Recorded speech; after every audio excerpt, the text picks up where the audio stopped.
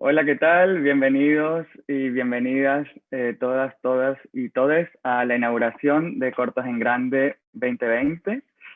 Primero que nada, esperemos que estén bien, con salud, lo más importante, ustedes y sus familias, y contarles que para nosotros es un placer poder iniciar esta tercera edición del festival, a pesar del contexto actual que estamos viviendo. Que bueno, que creemos que lo que ha quedado claro es un poco, ¿no?, la importancia que tiene el cine y el audiovisual cuando estamos susceptibles y en casa. Y eso también nos ha dado un reto enorme para la realización de este festival, que normalmente es presencial y lo hacemos en 5 regiones gracias a la alianza con Balmaceda Arte Joven. Y que aunque ya desde el 2016 coqueteábamos un poco con la virtualidad y hacíamos post premiación una sección virtual llamada Cortos en la Red, en la que exhibíamos los cortos finalistas durante algunos días, pues nos tocó 4 años después hacer una versión totalmente online, lo que nos permitió también triplicar la programación con más de 60 cortometrajes. Por primera vez nos abrimos al mundo también con una competencia internacional que nos permitió recibir más de 500 cortometrajes de más de 53 países, y que también nos permitió convocar a no solo a jóvenes realizadores, sino también a directores consagrados, que bueno, entre los que están Javier Fesser, Guillermo Fesser, que vamos a tener hoy la película inaugural, pero también estarán Dominga Sotomayor, Carla Simón, y también Rodrigo Sorogoyen, que son destacados realizadores que ya hacen largometrajes y que tienen recientes cortometrajes, bueno, ganadores de Goya, nominados al Oscar.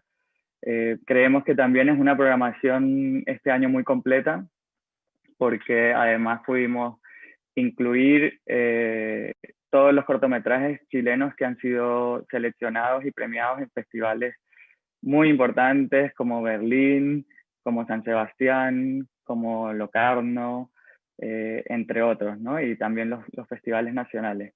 Así que creemos que completamos la programación con nuestra sección Territorios, en la que dedicamos a nuestra sede principal, que es Los Lagos, la región de Los Lagos, también con una presencia importantísima del sur de Chile, con los mejores cortos hechos en los últimos también años. Y para cerrar este viaje por el mundo, terminamos en el Festival MECAL, que es el Festival de Cortometrajes y Animación de Barcelona, que nos trae también los cortos animados de España de los últimos 2 años. Entonces hay una programación que está muy completa y que estamos muy contentos de poder ofrecer. Y creemos que será una gran fiesta del corto, que además será gratuita y para todo Chile, a través de Onda Media, la plataforma preferida del cine chileno. Serán 8 días de fiesta y por esto también queremos agradecer a todas las personas e instituciones que nos apoyan. Bueno, principalmente al Ministerio de las Culturas, las Artes y el Patrimonio, también al Centro GAM, a la empresa Filmo Estudio, a Latam Cinema, a Fábrica de Medios también que nos apoyan, y sobre todo a todos los equipos de Balmaceda Arte Joven y Fundación Viart, que se han comprometido en este año tan particular y lo que representa trabajar en cultura, la precariedad que representa para todos ahora en este momento que se están discutiendo el presupuesto en el Congreso, y que al final se hace un festival con muchísimo esfuerzo y ustedes no lo ven, disfrutan la parte de los cortos en Onda Media este año, pero es un equipo que cada año en esta tercera edición se ha afiatado muchísimo y agradecemos un montón a ambas instituciones. De hecho, quiero presentar ahora a Loreto Bravo, que es directora ejecutiva de Balmaceda Arte Joven, también para que me acompañe a darles la bienvenida y la inauguración.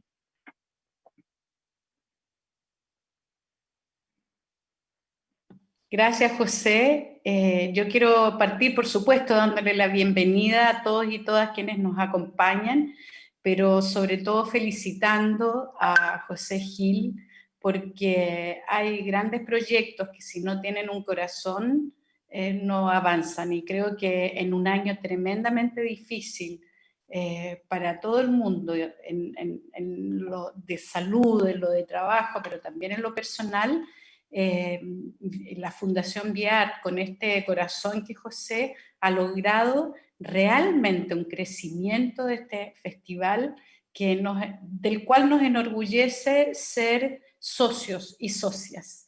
Por supuesto que José no está solo, hay un equipo detrás, y también quiero agradecer y felicitar a mi querido equipo, y particularmente a Paula Campos, que está desde Balmaceda Arte Joven también apoyando con mucha más gente, con nuestro equipo de comunicaciones, que ha estado, encuentro, brillante en su producción, para hacer de este un gran festival, por las razones que acaba de explicar José, pero también por este sentido de obra colectiva, de obra colaborativa, entre creadores, gestores culturales, las instituciones que nos apoyan. El mundo no se va a salvar si no profundizamos en esta lógica de trabajo. Y en ese sentido, esperamos que también el Ministerio de las Culturas, el presupuesto de la Nación, entienda que este trabajo colaborativo es para la gente, para la vida, y que trabajos como estos, miren, cuando vean esta gran parrilla de audiovisuales, y felizmente por Onda Media, nos va a tocar profundamente, yo creo, porque los cortos son como un golpe concentrado, tiene algo como de la esencia de distintas miradas. Y en el mundo de hoy, la sensibilidad, hacer crecer nuestra sensibilidad, es fundamental para nuestra sobrevivencia. Cuando todo pase, siglos, no sé, milenios, van a estar estos cortos, van a estar los productos audiovisuales, va a estar el arte para hablar de lo que fuimos capaces de hacer. Por eso le agradecemos también tanto a los y las artistas el estar escribiendo nuestra memoria. Muchísimas gracias por acompañarnos. Gracias, José. Bueno, muchísimas gracias, Loreto, ¿no? Y a ustedes, a todo el equipo de Balmaceda, que somos uno, o sea, Fundación VIAR y Balmaceda se unen como uno solo para sacar adelante Cortos en Grande. Y además, todas las actividades que hacemos, no solo el festival, sino el Cortos Lab, el Cortos en Progreso, el Día Más Corto, cada vez son más actividades, también pensando en las audiencias, en cómo conectar a los jóvenes artistas y realizadores y realizadoras con las audiencias que están cada vez más ávidas de ver cortos. Y eso nos encanta porque nos hace sentido cada año, cada edición, es un festival bienal, que 2 años son eternos porque vemos cómo cambia todo tan rápido, pero la esencia está ahí y el trabajo se gratifica muchísimo en las reuniones que por lo menos ayer tuvimos con los realizadores de la competencia nacional, y eso hace que todo valga la pena, de verdad. Así que, bueno, para continuar con la inauguración, vamos a dar pase a la película inaugural, que es una película increíble, se llama El monstruo invisible, fue realizada por Guillermo y Javier Fesser, directores españoles, en Filipinas, en un espacio de recolección de basura, con una historia de un niño de 8 años que es increíble. Así que nada, los dejo con la película y al volver vamos a conversar con los realizadores gratamente sobre la película, la realización y también el mundo de los cortos. Así que nos vemos en un ratito.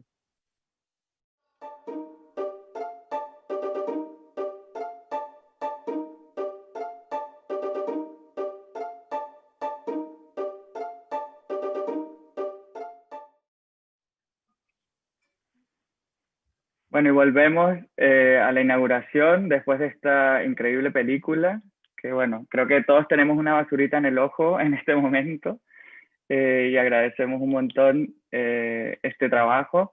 Me acompaña ahora también Paula Campos, que es directora de programación y extensión de Balmaceda Arte Joven, que también nos va a acompañar ahora en esta conversación con los directores Guillermo Fesser y Javier Fesser, que están aquí con nosotros ya desde España y Nueva York respectivamente. Hola a todos y a todas, gracias por acompañarnos en esta inauguración del Festival de Cortos en Grande. O sea, yo lo que quiero decir primero es agradecer a Javier y a Guillermo por la oportunidad de ver y de difundir esta película, que me parece fundamental. La magia de esta película o la genialidad de esta película es que habla de demasiados temas en muy poco tiempo. O sea, habla de hambre, de trabajo infantil, de guerra, de desplazamientos humanos, de falta de agua, problemas eh, ambientales, ¿cierto? Pero además, en paralelo a eso, también está hablando de amor, de alegría de vivir, de la importancia de la familia, de lo importante que es sonreír, de sonreírle a la adversidad. Entonces creo que realmente es una película que habla de los temas universales más importantes, los atraviesa a todos de una manera muy inteligente además y con unos personajes entrañables, adorables. Así es que eso, muchas gracias por esta película, creo que hay que difundirla por el mundo entero, si bien habla de un lugar muy específico en el mundo, creo que está hablando de la humanidad completa. Así es que muchas gracias y bienvenido Javier y Guillermo a esta conversación. Hola, Hola, gracias a ¿cómo ti, estamos? Paula. Sí, bueno, nos gustaría también que nos contaran un poco cómo surge este corto, porque además Guillermo es guionista, Javier hace más dirección, pero siempre también han trabajado en conjunto. Entonces, ¿cómo surge la idea de hacer El monstruo invisible y irse a rodar a Filipinas? Pues mira, la idea venía siendo acariciada desde hace tiempo, porque esta película cierra una trilogía que todavía va a crecer más, estoy seguro, pero por ahora esos 3 capítulos son 3 miradas desde la infancia en 3 continentes diferentes que se parecen mucho más entre sí de lo que cabría esperar con tanto distanciamiento de espacio, ¿no? Pero básicamente son una mirada desde los niños, es una mirada positiva y constructiva en donde lo a veces adverso del paisaje y de la situación y de la circunstancia no es capaz de pisotear, digamos, esa alegría de vivir ese deseo de tener un hueco en el mundo que tienen estos niños, ¿no? La primera película hace unos años sobre todo trataba el tema de la educación en una pequeña aldea africana, la segunda la llegada de internet a una pequeña comunidad en los Andes peruanos, y esta tercera, el sueño este que decía acariciado era el deseo de llevar esa mirada también positiva y constructiva en una situación, en un paisaje todavía más difícil, ¿no? Y el paisaje del hambre crónica de verdad que es uno de los más terribles que hemos conocido, ¿no? Y como siempre, de la mano de quien entiende de esto, en este caso fue Acción contra el Hambre, pues les propusimos conocer alguno de sus proyectos para convertirlo en una pequeña película de ficción que contara acerca de un lugar en donde eso se sufre y se padece y se vive de esa manera. Nos sugirieron varios proyectos, nos gustó mucho la idea de ahondar en qué ocurre en una comunidad que vive físicamente y come y se viste de lo que encuentran en un vertedero. El paisaje no tiene nada que ver con estas 2 películas, era un tercer continente, Asia, y nada, allí nos fuimos Guillermo y yo con otras 4 personas, un equipo siempre muy pequeño, sin ninguna idea preestablecida, solamente con las ganas de escuchar para ser capaces de retratar lo que allí vivimos, porque El monstruo invisible es una película de ficción, pero sinceramente nada nos hemos inventado, más allá de un pequeño hilo argumental que unificara todo lo que allí durante 2 semanas escuchamos y vivimos y lo que las personas compartieron con nosotros. Siempre pensando qué podemos aprender de lo que estamos viendo, más que preguntarnos cómo podemos ayudar a estas personas que lo tienen difícil. Bien, yo creo que bien, ¿no? Breve, brillante, directamente a los puntos. Me gustaría decir que, reiterando lo que ha dicho Javier, ¿no? Esta película escucha en lugar de hablar, ¿no? El cine normalmente habla, es decir, a alguien se le ocurre una idea, oye, tengo una historia de esto tal, la escribe, pone los nombres de los personajes, pone cómo visten, lo que van a comer, las acciones que van a tener que hacer, luego coge los actores que se parecen, les pide por favor que vayan hacia la derecha un poquito más rápido, un poco más despacio, coloca la cámara. Eso es hablar, eso es contar una historia que tienes tú dentro. En esta ocasión, el cine que hemos hecho ha sido escuchar. Hemos llegado a un sitio que no conocíamos de nada y de repente pasaba por ahí una señora con un traje muy llamativo y es, oye, vamos a apuntar a esta señora con el traje llamativo. De repente pasaba un señor con un burro que le decía algo al niño y el niño reaccionaba de una manera que nos parecía graciosa. Oye, este señor con el burro y el niño que reacciona, plas. De repente veíamos o nos contaban a través de un traductor una historia difícil de una familia que vivía en un campo de refugiados, pero que era emotiva, siempre buscando emociones, porque yo creo que los datos pasan. Oye, ¿qué gana el premio Nobel? Bueno, enhorabuena, machote, pero 2 años después, ¿cómo se llamaba el del premio Nobel? Pero el tío que te da un abrazo en el funeral el día que se ha muerto tu padre, ese no se te olvida nunca. Entonces, siempre buscando las emociones, ¿no? Y apuntando como un catálogo de emociones. Y luego, la película realmente era, Javier y yo habíamos visto, oye, esto es emocionante, esto es emocionante, esto es emocionante, el truco del narrador, ¿no? Del voice-over, que siempre, o sea, cualquier imagen que tú grabes, si le pones una voz de narrador distinta, puedes inventarte 40 historias, ¿no? Desde la misma señora que sale de casa y se mete en un coche, mi madre está a punto de ir a trabajar a la farmacia. O la señora Martínez, después de que se muriera su esposo, pensó en quitarse la vida. O sea, cambias completamente, ¿no? Pues ese es nuestro truco, ¿no? La voz del narrador. Nosotros, la gente que hay en esta película y en las otras 2 películas, es la gente que hay ahí, la gente que hemos visto, los colores que hemos visto, los olores que hemos visto, las sensaciones que hemos visto. Y no les pedimos que actúen. Oiga, usted diga esto, sino, no, diga usted lo que suele decir cuando compra usted lo que suele comprar. Y ya lo filmamos nosotros. Lo que pasa que el truco es que nosotros luego en la voz en off decimos que esta señora, que no es la mujer de este señor, es su esposa. O decimos que esta señora, que no es a la que le pasó la historia, ¿no? Pero todo lo que se cuenta es verdad. Y yo creo que esa verdad, al final,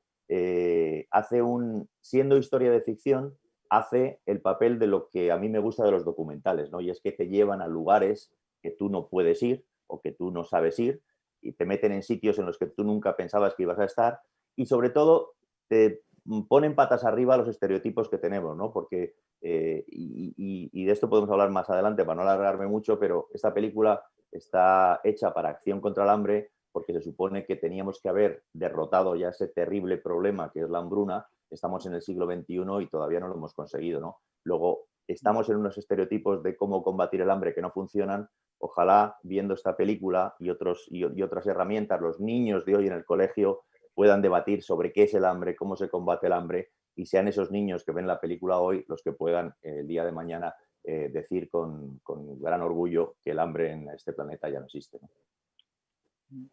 Oye, tomando justamente este tema de conciencia activa, ¿no? Del tema del cine y el activismo, de cómo el audiovisual y este tipo de películas generan conciencia en la gente, a mí me llamó mucho la atención cuando vi los créditos, la cantidad de personas que aportaron para poder realizar esta película. O sea, no fue como fue un financiamiento también colectivo, humano, como que hubo mucha gente que le hizo sentido que esta película era necesaria, ¿cierto? Y aportó para que fuera posible. Y eso a mí me encantaría que se refirieran a esa forma también de hacer un cine sustentable, en el sentido de que no siempre lo comercial es lo que debemos hacer, sino que hay otras formas de financiar cine y justamente esto, de generar conciencia y generar activismo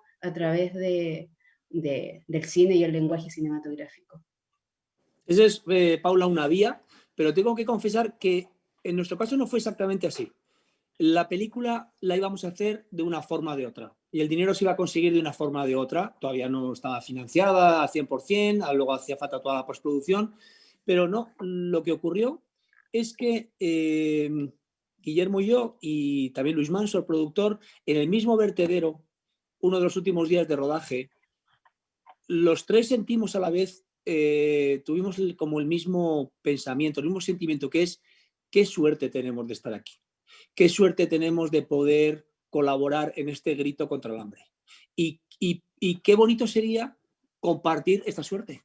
pues se puede compartir de muchas maneras, pero qué chulo sería hacer partícipes al mayor número posible de personas para que cuando esta película se convierta en un grito contra la injusticia y un grito contra el hambre, ese grito no lo demos ni 2, ni 3, ni 4, sino muchos. Y eso fue el espíritu real de este crowdfunding, es grita con nosotros que esta situación ha de cambiar, ¿no? Y qué lujo que, es verdad, qué lujo que después de ver esta película puedas ver el nombre de 500 personas que tuvieron la generosidad, pero también la suerte, creo yo, la suerte de decir, yo pertenezco a esta historia, yo he colaborado para que...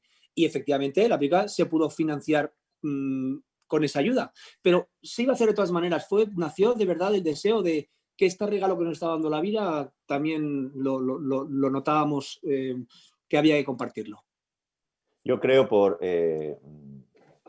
dar la otra parte de la moneda, ¿no? Esta es la versión romántica y es cierta, ¿no? El poder participar en un proyecto tan emocionante y el tener suerte de participar en ese proyecto emocionante, pero luego hay una parte que es real y es que el darle a seres humanos que creen sin tener ninguna razón, porque yo creo que la biografía de cada uno de nosotros es igual de fascinante, es decir, cualquiera de los que esté viendo esta cosa ahora mismo a través de cualquier plataforma tiene una biografía tan apasionante como la de Gandhi, la Madre Teresa o Obama, porque la biografía de cada uno no es lo que ha hecho, sino lo que siente mientras lo hace, y sentimientos tenemos todos para llenar un tren, ¿no?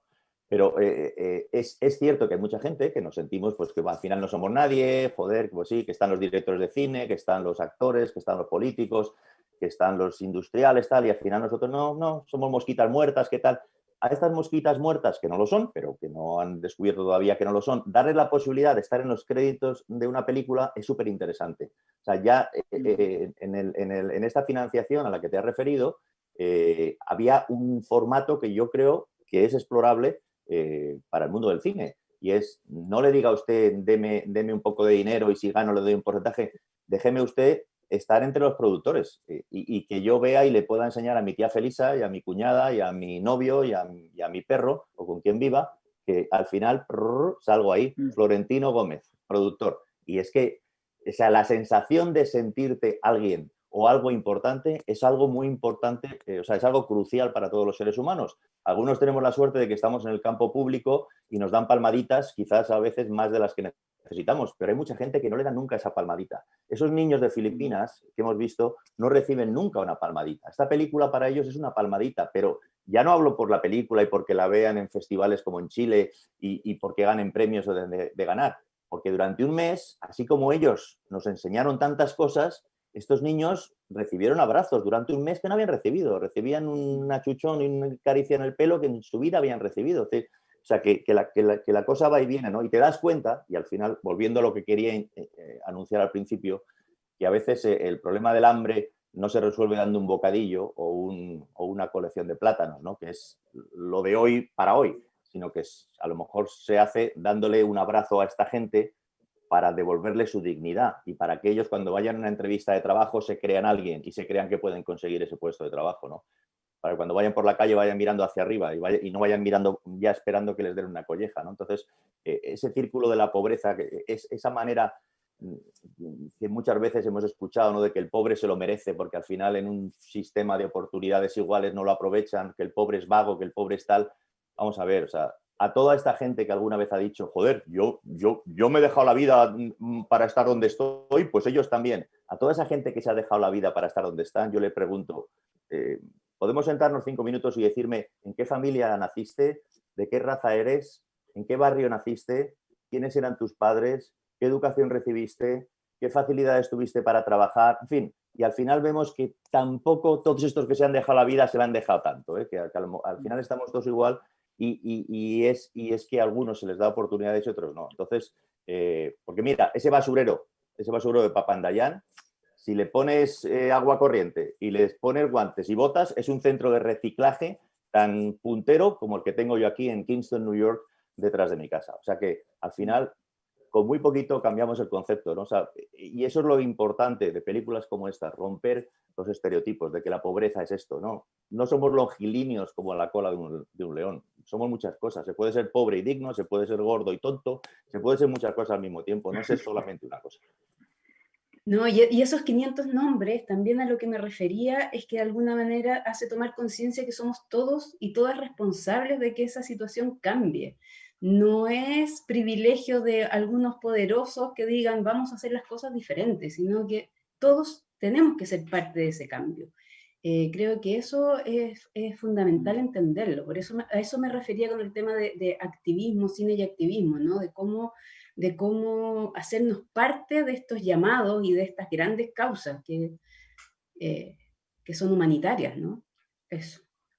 Sí, también, bueno, en países tan desiguales como Chile también, donde está un poco más disfrazada la situación, se agradecen también este tipo de reflexiones.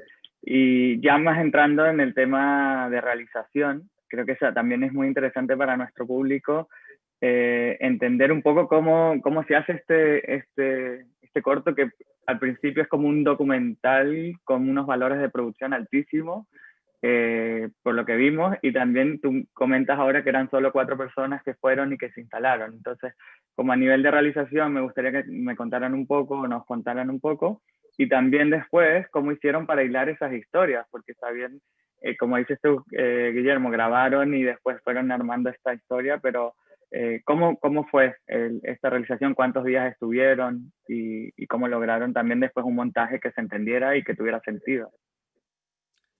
Pues lo primero que tengo que decir es que cuando tú notas un valor alto de producción es simplemente porque lo que hay delante de la cámara tiene un valor muy alto, visual, expresivo. Para nosotros, imagínate, porque es un paisaje totalmente exótico, y hablo del paisaje humano, no solamente de las palmeras y del resto, ¿no? Incluso el propio vertedero es un pequeño universo donde existen muchos rincones y muchos ángulos casi infinitos desde donde contar las cosas. Pero es verdad que es una película hecha como un documental, con los medios de un documental muy sencillo. Es que más sencillo no puede ser, porque somos un equipo reducido, un equipo que cabe en un coche, básicamente, con un director de fotografía que excelente, Jairo Iglesias, que aparte de llevar la cámara, una cámara pequeña, hablamos de una cámara, una DSLR fotográfica, y un pequeño dron que maneja, lo saca de la mochila y en tiempo real nos permite esos planos tan maravillosos aéreos que tiene la película. Pero digamos que haciendo que este equipo sea pequeño, para que sea muy ágil y para que nada de lo que va a ocurrir o es susceptible de ocurrir delante de nuestro nos lo perdamos, porque la técnica nos lo impida, ¿no? Entonces, a nivel de iluminación y de realización y todo eso es extremadamente sencillo. La técnica es muy fácil, y además que es la misma técnica que hemos llevado a cabo en las 2 películas anteriores también, que es vamos a hacer un primer viaje de 2 semanas donde vamos a conocer el lugar, las personas, vamos a hacer ya cierta elección de queremos rodar la película en este sentido, en este lugar, con este tipo de personas, y nos va a hacer falta una serie de cosas.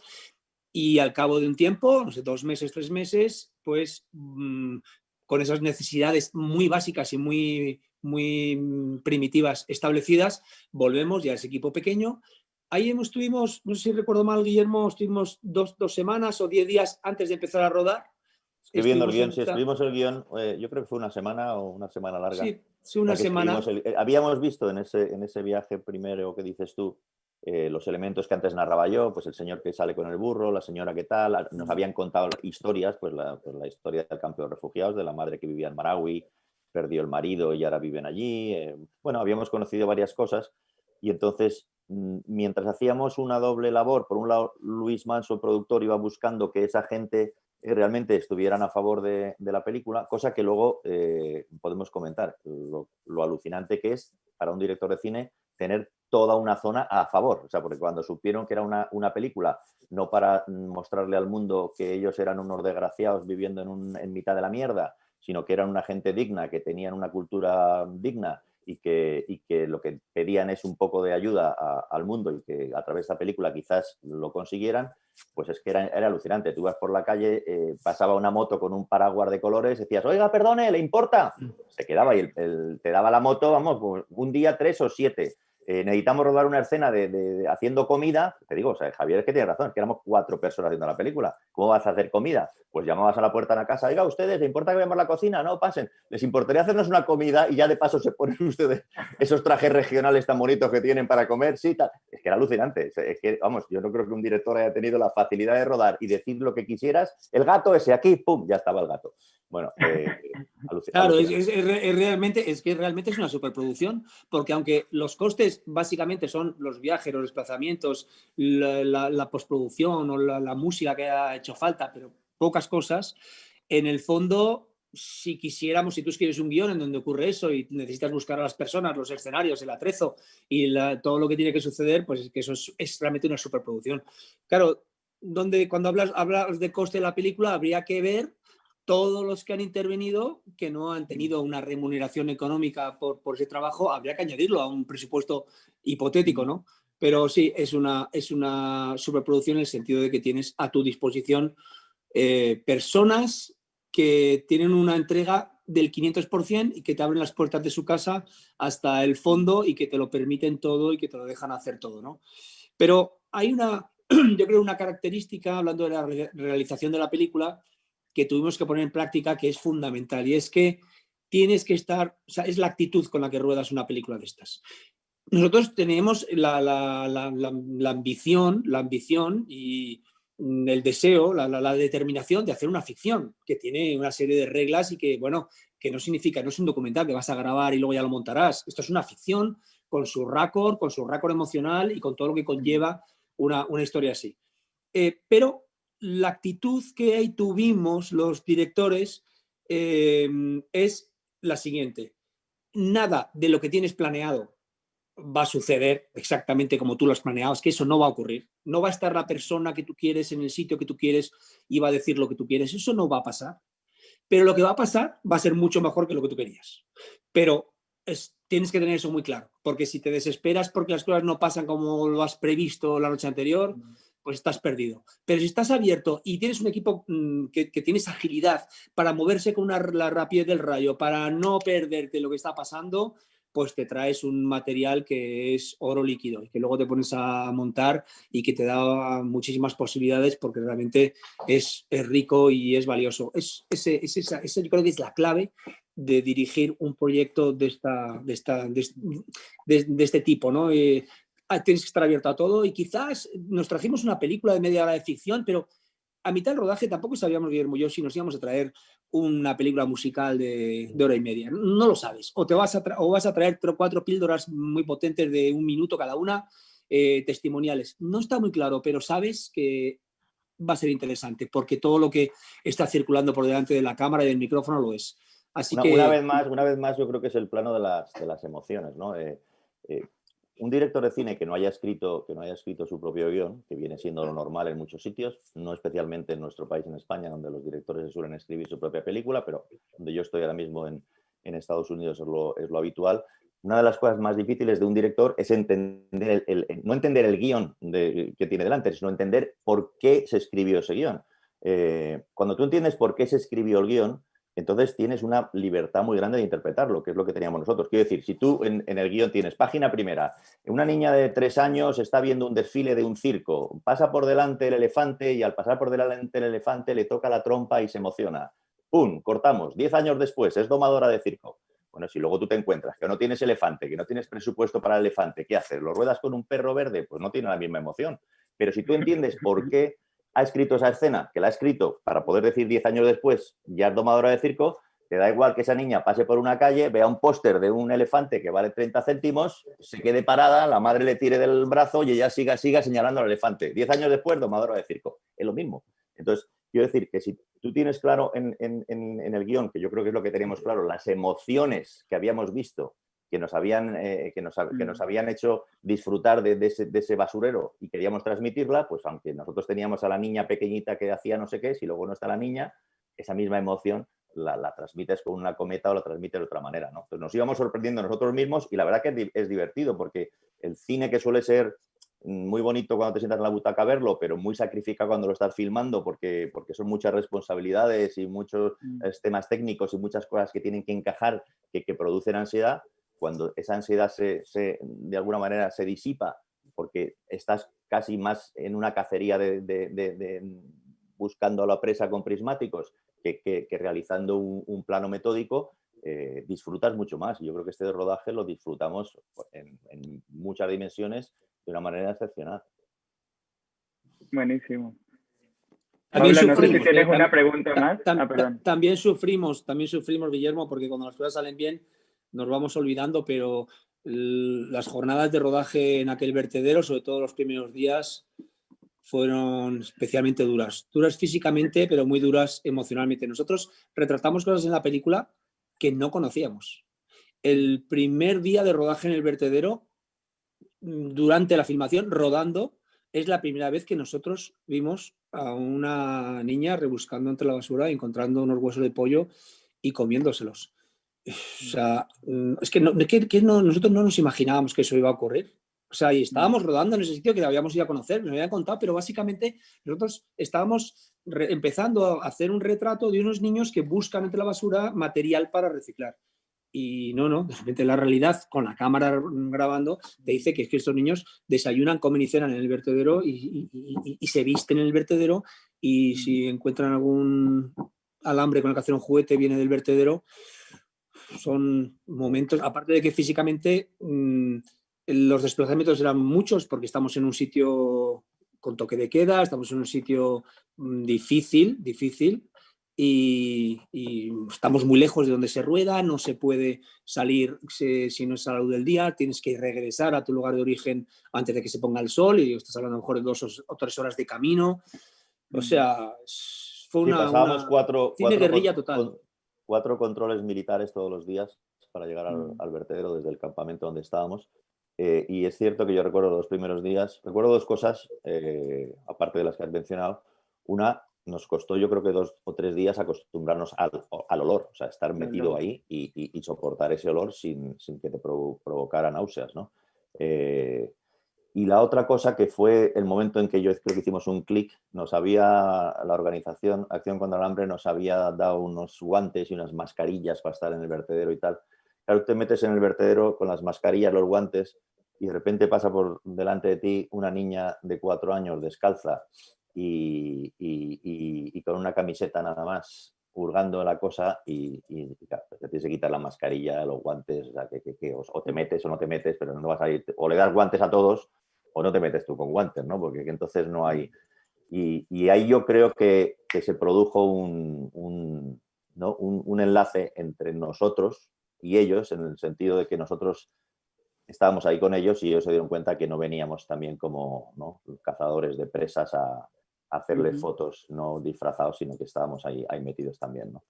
O sea que humanamente también nos costó días el que esa disposición de la que hemos hablado, de que la gente se abriera y nos abriera sus casas y nos abriera sus historias y nos abriera a sus necesidades, nos costó trabajárnoslos algunos días y que nos vieran que realmente estábamos allí de su lado y no que íbamos allí a retratarles y luego venirnos aquí, irnos a festivales y hacernos una foto, ¿no?, con un manojo de niños desprotegidos, ¿no? Eso fue muy importante para ellos y para nosotros, porque se estableció un diálogo de igual a igual en el que te olvidas. Lo que quería decir es que a los 2 primeros días estás que huele mal, que no sé qué, que daño, que hay cristales, y a los 2 días te olvidas y estás ahí en su vida, para bien o para mal, y estás ahí. Y cuando estás ahí, que es lo que hablaba de escuchar la cámara, cuando estás ahí es muy distinto. Es muy distinto de ir a hacer un documental sobre el cocodrilo y vemos al cocodrilo que sale tal, pero tú no has hablado nunca con el cocodrilo, ni sabes lo que le inquieta al cocodrilo, ni si quiere comerse a sus hijos o le encantan. Pero aquí sí, aquí es distinto. Aquí sí hablas con los cocodrilos y vives con los cocodrilos y te conviertes en cocodrilo, ¿no? Y eso es muy fuerte, porque llega un momento en que estás filmando cosas que tienen que ver contigo también y con tu vida y bueno, es una película muy personal en ese sentido. Yo creo que eso quizá transpira también a través de la cámara, ¿no? Sin duda se transmite. Y ahí tengo 2 preguntas. Una, que la que hizo José para rescatarla tras bambalina, es como un poco el recorrido que ha tenido este corto en el mundo, cuál ha sido el impacto, cuáles han sido los comentarios que ustedes han recibido. También me gustaría saber si la gente las personas que están ahí retratadas vieron el corto y si ustedes saben qué ha pasado con ellas después de esta película. Pues el corto ha iniciado con mucha fuerza su camino natural, que es el de estar en las escuelas, ser proyectado en las escuelas. Nosotros hemos rodado, escrito y rodado y contado esta historia pensando siempre en los niños y las niñas como nuestro público. Apostamos fuertemente por la educación desde la tierna infancia, que es donde se crean realmente los conceptos y los valores de las personas. Y también está teniendo una vida preciosa en los festivales de todo el mundo, de los que nos llegan cosas muy, muy, muy bonitas, que le dan mucho sentido a nuestro trabajo y de la que nos sentimos muy, muy agradecidos. La segunda parte de la pregunta... La segunda parte, Guillermo, bueno, la tiene preparada. No me la he preparado. Es que ni te acuerdas. Nos hemos perdido por culpa de la pandemia, nos hemos perdido el estreno que queríamos hacer en el basurero de Papandayán, con la gente de Papandayán y su comunidad, ¿no? Tampoco tenía sentido, pues una gente que sale en la película, que saben que la película tiene un recorrido, que está por aquí y por allá, que tiene una serie de premios bueno, que ha hecho un ruido que es necesario que ellos conozcan, pues alargarlo más hasta que pase la pandemia, ¿no? Con lo cual, pues este mes, no sé si ha sido hace 2 días o va a ser dentro de 2, pero se va a estrenar allí para esta gente en el basurero en Mindanao y no podremos estar, ¿no? Lo cual es súper triste, ¿no? Porque nos hubiera encantado compartir con ellos estas emociones, ¿no? Sabemos algunas cosas por Acción contra el Hambre de algunos de los niños. Sabemos, por ejemplo, una de las historias más bonitas que sabemos. En la película he dicho antes que todo eran, digamos, retazos de realidad o trozos de realidad que nos habían gustado y que luego los capturábamos tal y como es, ¿no? No al 100%. Algunos los guionizamos nosotros porque nos venía mejor, ¿no? Una de las cosas que guionizamos es que la hermanita de Aminuddin fuera al colegio, ¿no? Esa niña realmente no ha ido nunca al colegio. La primera vez que se puso un uniforme y que entró en un colegio era para rodar el trocito de la película en el que explican el punto y la circunferencia, ¿no? Y fue muy fuerte. Nos costó mucho. O sea, esa niña estaba como en shock. O sea, de repente de verse con zapatos, con uniforme, limpia, peinada, duchada, con una profesora que le hablaba a ella personalmente, rodeada de niños que se reían. O sea, era alucinante. Bueno, nos costó trabajo, pero al final se rodó la escena y luego supimos, después de volver a casa 2 meses después, que la niña había rogado a sus padres que quería ir al colegio y que a través de Acción contra el Hambre habían conseguido poder liberar a esa niña y que iba al colegio, ¿no? Pues si solamente ha valido la película para eso, para que una niña de repente tenga oportunidades de tener una vida digna en el futuro, en lugar de estar para siempre condenada a recoger los cartones y los plásticos de ese basurero, ya solamente eso merece la pena, ¿no? O sea que sí hay historias emocionantes que ocurren gracias a esta película y que son las historias más gratificantes que tenemos. Sí, yo creo que, bueno, de todo lo que hemos contado, es algo que siempre queda de la película, ¿no? Como que esa sensación de que algo bueno tiene que pasar o tiene que salir de todo esto y si bien es una realidad muy dura, terminas optimista, ¿no? Y creo que también es también una señal, ¿no? Del cine que ustedes hacen, ¿no? Que siempre tienen una forma de mostrar también estas historias desde un lado positivo. Y me gustaría terminar con una pregunta que estamos viendo que el momento que está viviendo el corto es muy interesante. O sea, hay un Almodóvar que estrena un cortometraje en 100 salas de cine en España, que es cosa que no pasaba hace un montón de años. Ustedes también, directores que están acostumbrados ya a estar en festivales, a ganar premios Goya y con sus largometrajes, se toman el tiempo para hacer un cortometraje. Entonces, como hay una sensación de que el formato cortometraje está siendo valorado desde otra mirada distinta, y yo creo que eso influye también mucho en el tema de las plataformas, el cambio en el consumo audiovisual o en el uso o en en la conexión que haces con el público, que ahora lo puede ver en un móvil, en un celular, en otros dispositivos. ¿Cómo lo ven ustedes? Yo siempre he mirado, siempre he visto al cortometraje con una excelente salud, porque no solamente como inicio de una carrera, como forma de aprendizaje, sino como parte entera de una... Bueno, nuestro trabajo es contar historias. Unas requieren un tiempo, otras requieren otras, pero eso no nos hace ni más grandes ni más pequeñas.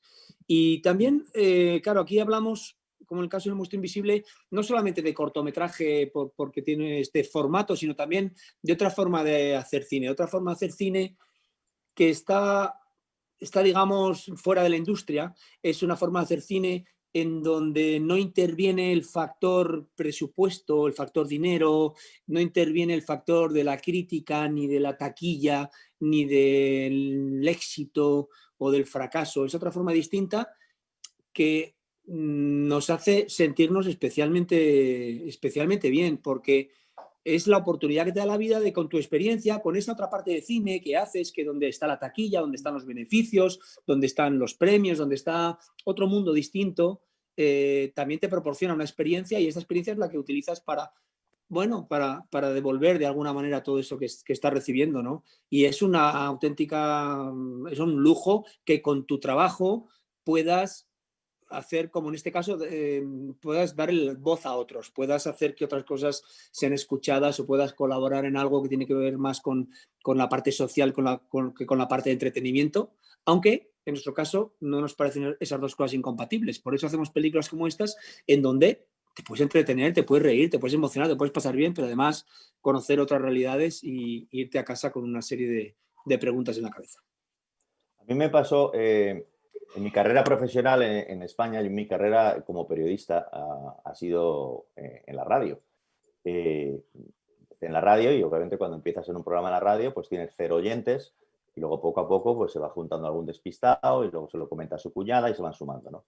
Cuando teníamos 50.000 oyentes, la gente me decía, oye, ¿y cuándo pensáis? He estado haciendo radio con un compañero, Juan Luis Cano, siempre lo hemos hecho conjuntamente, ¿no? ¿Cuándo pensáis ir a televisión? Pues no, es que no tenemos pensado ir a televisión, si es que estamos haciendo radio porque nos gusta la radio.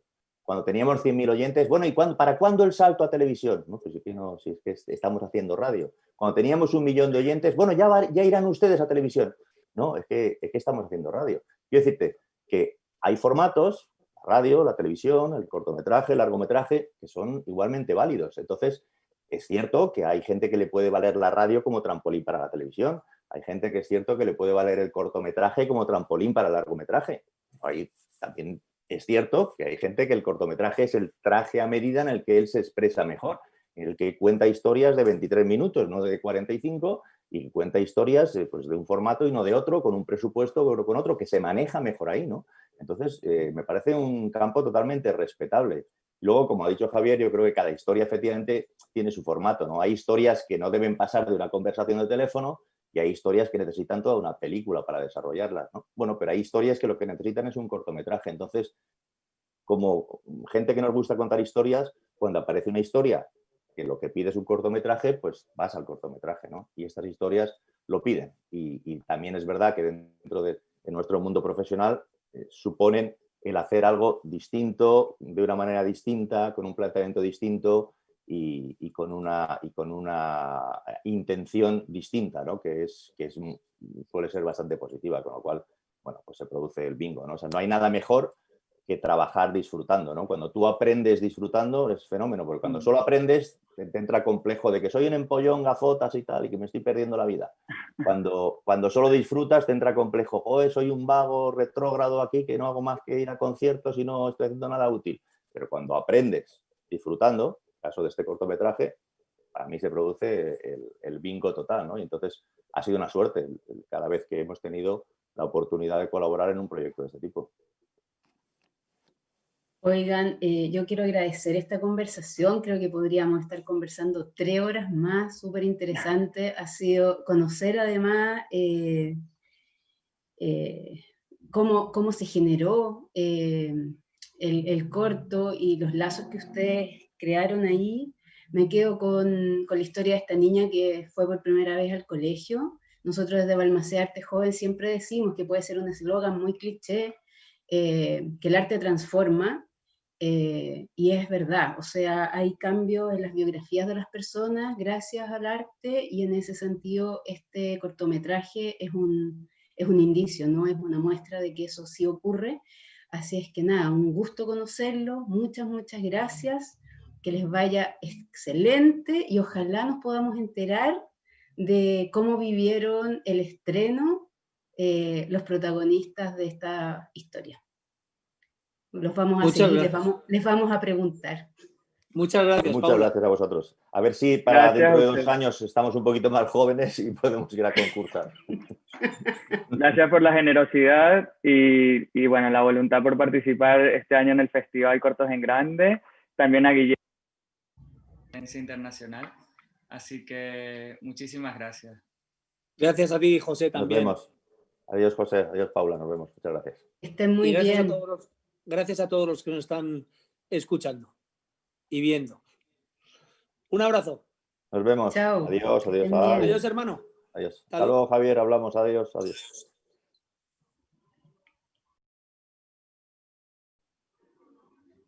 Bueno, y queríamos darles una buena noticia. El cortometraje El Monstruo Invisible está disponible ya en ondamedia.cl, así que los que llegaron a la transmisión a mitad del corto o al final de la conversación, pues pueden entrar a la plataforma y verlos. Y además, ya ver todas las competencias y todas las secciones del festival.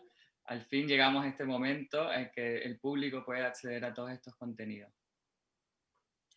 Un saludo a todos y a todas los que nos acompañaron. Vean los cortometrajes que están en Onda Media, los invitamos cordialmente. Y nada, vamos a tratar de generar espacios después para poder comentar todo el contenido que hay en ellos. Así que un abrazo grande y nos encontramos en el festival.